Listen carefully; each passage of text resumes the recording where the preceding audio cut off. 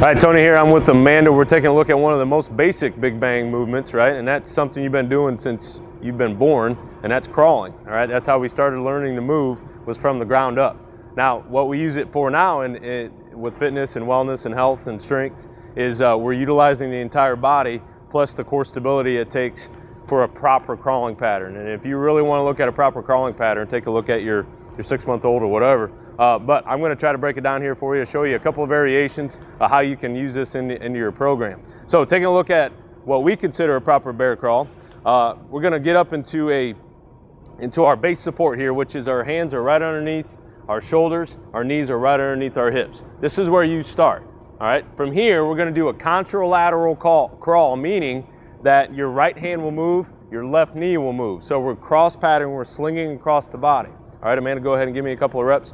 She's going to go forward, a couple of reps here just for demo purposes, and then she's going to go backwards. Again, you see how everything's opposite.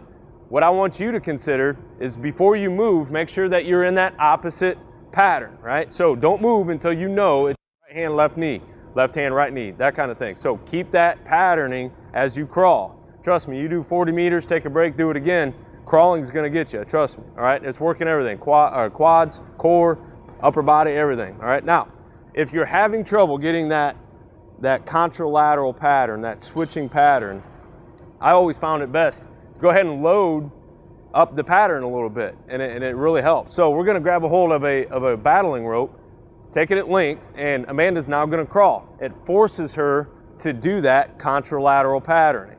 All right, so we just load it up a little bit, force the body to figure it out, and the body will figure it out. Okay, so you would do that, and of course, going backwards with the rope is probably something you won't be able to do, but do it on the forward side of things to really practice that contralateral motion. Now, as we can move on, now we're going to go into, a lateral crawl. So I'm going to have Amanda face that direction. And again, we want to think about opposites here. So if your hands are together, your feet are apart. If your hands are apart, your feet are together. So we're going to crawl laterally in that pattern.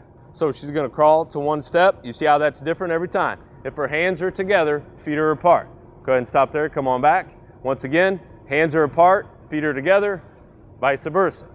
Okay? And again, that's what we're calling, and that's what we're trying to work on, is that sling pattern, that contralateral patterning. Okay?